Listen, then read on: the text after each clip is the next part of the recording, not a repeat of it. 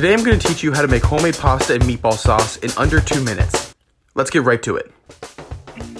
We're going to start with the pasta dough. You only need 2 ingredients, flour and eggs. Weigh out 430 grams of flour into a big bowl and make a well in the middle. Crack 4 eggs into the well and begin to slowly incorporate the flour into the eggs with a fork. Once you feel you've done all you can with the fork, you'll want to get in with your hands and then eventually turn it out onto a cutting board and start kneading.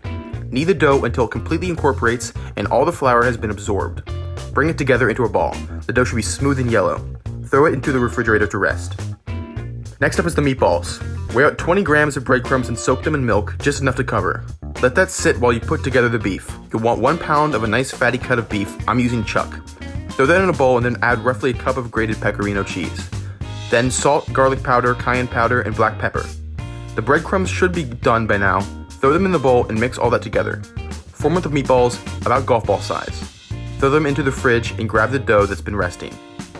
You're going to want to roll the dough. You want to roll it out as thin as humanly possible. Here's mine. I could have gone a bit thinner. Roll it up and cut into strips. This type of noodle is called tagliatelle. Leave those noodles off to the side to dry out while we make our sauce.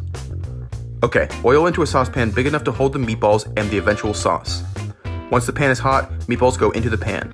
Once one side is brown, flip the balls and brown the other side. Listen to them sizzle.